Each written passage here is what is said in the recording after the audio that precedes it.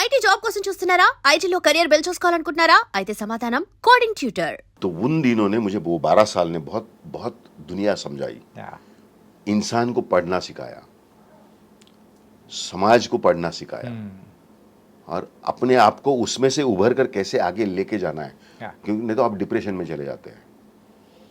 तो अपने आप को आगे कैसे लेके जाना है, वो माइंड आपका सेटल कैसे रखना है, तो ये सारी चीजें उस 12 साल ने सिखाई और यहाँ तक पहुंचा दिया।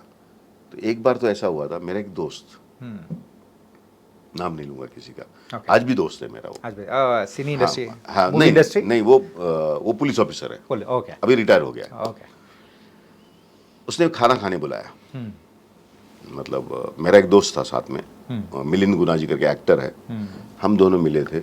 और उस जमाने में मिलिंद गुनाजी स्टार बन चुके थे। फरेब करके फिल्म आई थी हिंदी में, उसमें वो गाना था, ये तेरी आंखें झुकी झुकी, ऐसा, और वो मिलिंद उस गाने पे डांस, ऐसा मिलिंद स्टार बन गया था। तो एक्चुअली मेरे वो दोस्त से मिलिंद की मैंने पहचान करा दी थी, तो अब वो स्टार है।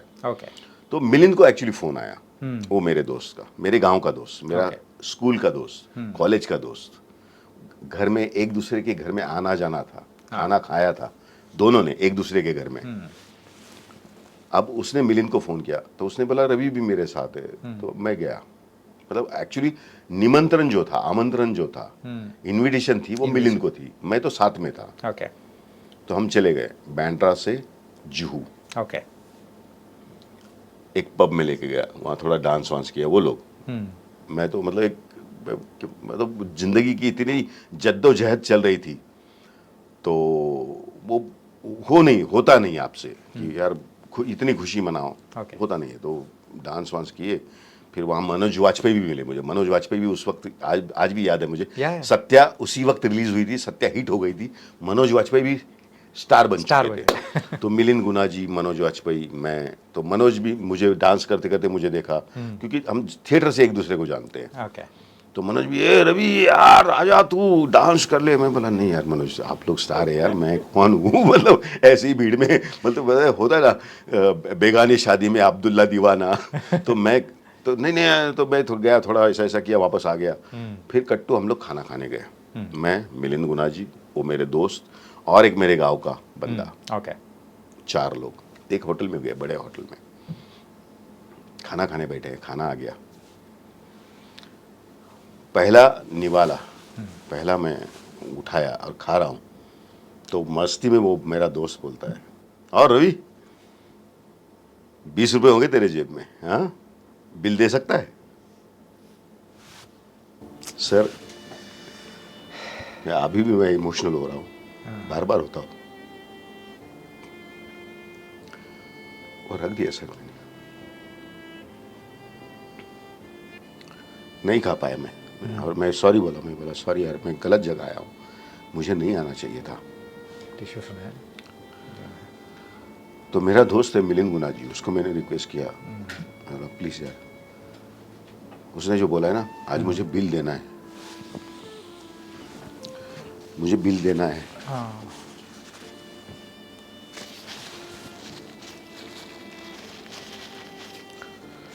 मेरे पास तो पैसा नहीं है, प्लीज़ मुझे हेल्प कर ले आज। कब दूंगा मालूम नहीं। मिलिंद से पैसे लिए, वहाँ पे रखे टेबल पे, बगैर खाना खा के मैं भी उड़ गया, मिलिंद भी उड़ गया और चले गए। సార్ ఉసి టైం మే మీరు ఆ టైంలో సర్కార్ సత్య అంటే సర్కార్ మూవీ చేశారు కదా? नहीं उसके पहले की बात है ये, हाँ, तो ये स्ट्रगल के ज़माने की बात है। हाँ, सरकार की बात तो सर, मतलब फिर वही दोस्त, वही ऐसे बहुत से इंसिडेंट्स हैं सर, बहुत से इंसिडेंट्स लाइफ में। क्योंकि क्या होता है ना सर, आप एक ड्रीम लेके आते हैं ना, लोगों को समझ में नहीं आता, पर मैं उनको दोष नहीं देता हूँ। ये इंसिडेंट्स आज मैं जब इमोशनल काम करना है, मुझे फिल्म में सीन आता है, तो मैं इसको यूज करता हूँ। 2 सेकंड के लिए जब मैं सोचता हूँ ना, मेरी आंखों में आंसू आ जाते हैं और मैं ये डायलॉग बोल के परफॉर्म कर लेता हूँ। ये मेरी एसिड है, बोला ना मैंने आपको कि ये 12 सालों ने इतना मुझे सिखा दिया, इतना कुछ दे दिया है कि जिंदगी बना दी इन लोगों ने। और इसलिए आज भी वो मिलता है मुझे दोस्त, मैं उसको दोष नहीं देता हूँ। मुझे ये इससे ये पता चला लोग गलत नहीं होते, आपका समय गलत होता है। और मुझे सरकार के बाद भी एक बंदे ने पूछा था, सरकार हिट होने के बाद, कि रवि जी आपके स्ट्रगल के ज़माने के बहुत ऐसे इंसिडेंट्स होंगे जहाँ पे आपका अपमान हुआ होगा, आपको लताड़ा गया होगा, आपको भगाया गया होगा, ऐसे कुछ? मैं बोला नहीं, मेरे साथ ऐसा कुछ हुआ ही नहीं है। वो मेरे समय के साथ हुआ है, मेरे साथ नहीं हुआ है, क्योंकि मैं उससे आगे निकल चुका हूँ अभी। और आज भी जो हो रहा है ना, आज जो मुझे सर सर बोला जा रहा है, ये भी मेरे साथ नहीं हो रहा है, ये मेरे समय के साथ हो रहा है। कल हो सकता है मेरा बुरा टाइम आएगा तो वो जो हुआ ना उससे भी बहुत गलत हो सकता है मेरे साथ, क्योंकि ये समय के साथ होता है, मेरे साथ नहीं। क्योंकि मैं अब इतना ऊपर उठ चुका हूँ, इतनी दुनिया देख चुका हूँ कि मैं समझ गया हूँ। जैसे हमारे माइथोलॉजी में कहते हैं। सर एक सवाल सर, तुम्हारा दोस्त उसी टाइम में तो तुमको बोला ना 20 रुपए तुम्हारे पास है तो वो बोला ना, उसी टाइम में तुम्हारा दिमाग में क्या चलता है सर? मतलब हम अपना टाइम आएगा ऐसा कुछ? नहीं, इतना मालूम नहीं था सर, पर इतना गारंटी था। मैं अपने आप को बोलता था कि ठीक है ना, कि तूने ये सोचा है ना, तुझे बनना है, अब ये तो आएगा। और ये नया नहीं था, कई बार हो चुका था। कभी किसी रिश्तेदार के घर में गया, मैं टिफिन लेता था, 250 रुपीज़ महीने का टिफिन मिलता था, 2 टाइम का खाना। उस जमाने मुंबई में तो 2 टाइम का खाना ही मिलता था, तो मैं चाय भी नहीं पीता था उस जमाने में। అంటే అప్పుడు 2 పూట్లే हाँ, 2 टाइम खाना खाना है, no breakfast, no in between कुछ, क्योंकि पैसे नहीं हुआ करते थे। और एक सपना लिया था आपने, एक मिशन पे थे ना आप, तो वो मिशन था। क्योंकि और घर से पैसे नहीं मांगने, क्योंकि एक फार्मर फैमिली है, वहाँ पे क्या प्रॉब्लम्स है मालूम थे, वो देखे थे मैंने। तो अब उनको और तकलीफ नहीं देना था, तो जो भी है अपना छोटा मोटा काम करके कुछ अर्निंग करना है और अपनी ज़िंदगी चलानी है बस। मतलब ये था। तो जितना हो सके खर्चा कट करना है लाइफ में। मतलब कभी कभी ऐसा भी होता था कि बस से जा रहे हैं तो एक 10 रुपये का टिकट है, और 2 स्टॉप पहले उतर गया अगर, तो 5 रुपये टिकट है, तो बस 5 रुपये का टिकट निकालना है, 2 स्टॉप पहले उतरना है, बाकी दो स्टॉप चल के जाना है, फिर 5 रुपये बचाने हैं, क्योंकि जाने के टाइम वापस वो 5 रुपये इस्तेमाल होंगे, वहाँ पे जाके बस पकड़ना है। वो करना पड़ता है, वो कोई बड़ी बात नहीं, मुझे लगता था ऐसा, क्योंकि उस वक्त अच्छा भी लगता था। मतलब ऐसा कोई मैं बहुत त्याग कर रहा हूँ, सैक्रिफाइस कर रहा हूँ, ऐसा नहीं लगता था। तो कभी कभी ऐसा होता था, फेस्टिवल के दिन है और मैं टिफ़िन की जगह मैं सोचा था कि यार किसी रिश्तेदार के घर में जाके, बहुत नज़दीक के रिश्तेदार, मैं ऐसा नहीं कि बहुत दूर, बहुत ब्लड रिलेशन में। ओके। और जब मैं गांव में था, तो वो जब शहर से गांव में आते थे तो मेरी माँ उनको मतलब बड़े प्यार से मिलते थे, वो भी बड़े प्यार से मिलते थे। और फिर वो गांव में जो होता है, मूंगफली है या वो सीज़न की कोई सब्जी है या गेहूं चावल है, वो उनको गिफ्ट देती थी माँ मेरी। तो वो मतलब मुझे लगता था यार ये बहुत अपने लोग हैं, ब्लड रिलेशन है। तो ऐसे किसी फेस्टिवल के दिन मैं वहाँ चला गया और मैं ये सोचा था कि वो कुछ फेस्टिवल का जो खाना होता है ना अपना, हर ट्रेडिशन में, तो वो खाऊंगा और ये अच्छे लोग हैं, थोड़ा मिलूंगा, थोड़ा सा माइंड फ्रेश हो जाएगा, ये हो जाएगा। पर वहाँ जाके वो मियाँ बीवी जब जाता था तो वो मियाँ बीवी आपस में झूठ मूठ का झगड़ा करते थे और मुझे बोलते थे जा यार तू, अभी झगड़ा हो गया है, और मुझे भगा देते थे। अब मैंने वहाँ भी बोला नहीं, मुझे टिफ़िन नहीं चाहिए आज, यहाँ भी खाना नहीं है, जेब में पैसे नहीं है, तो किसी गार्डन में जाके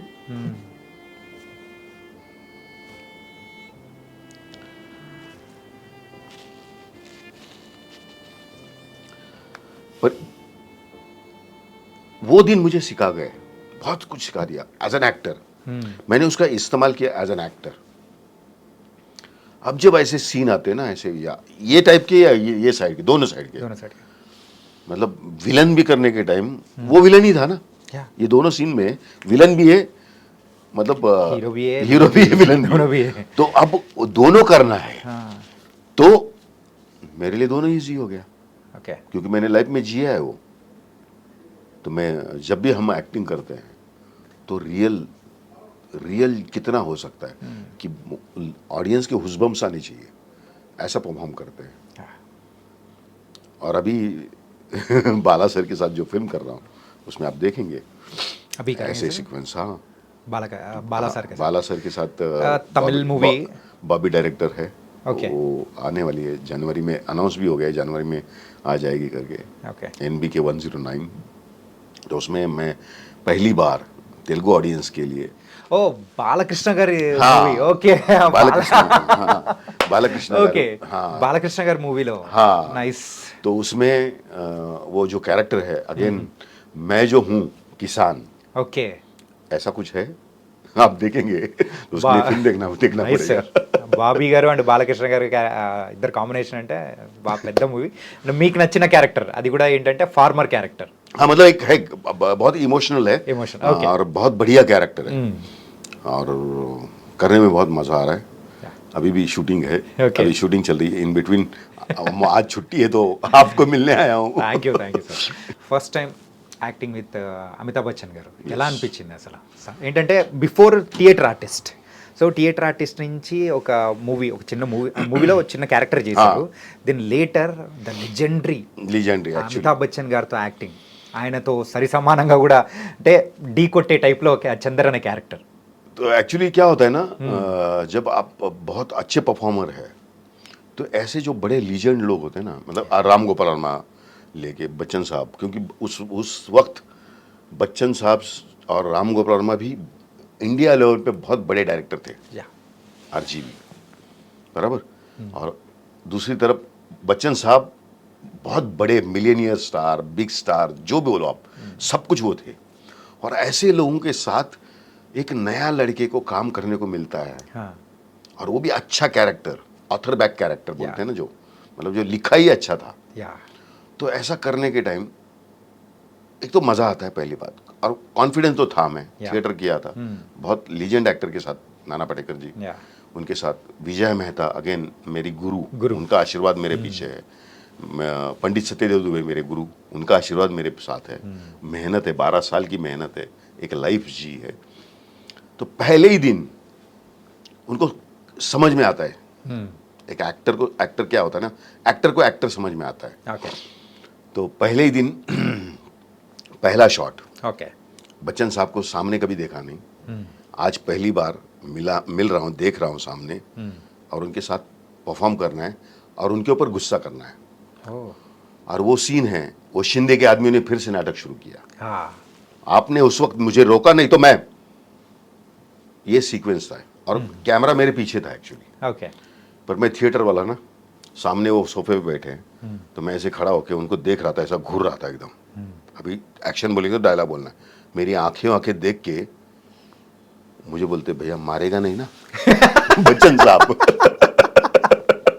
तो मैं वो रूम से भाग गया, दूसरे रूम में गया।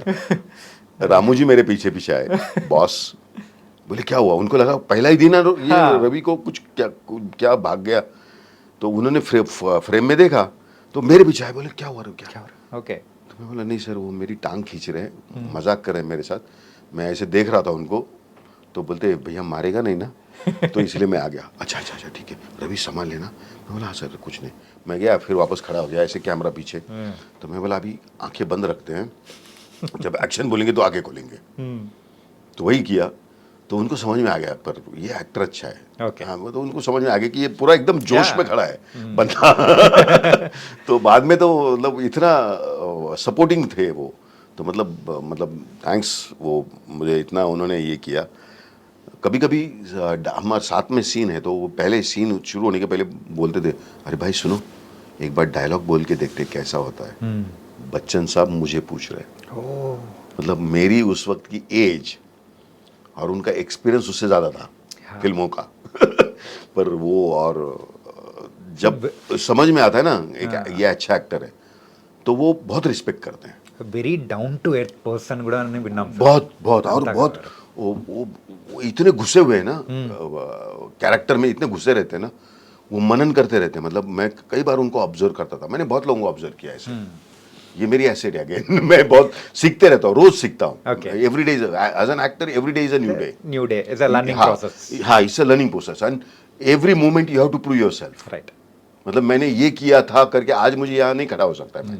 मुझे आज जहाँ खड़ा हूँ वहाँ मुझे प्रूव करना है कि why I am here. Yes. बराबर। तो वो मतलब चिरंजीवी सर से मैंने सीखा।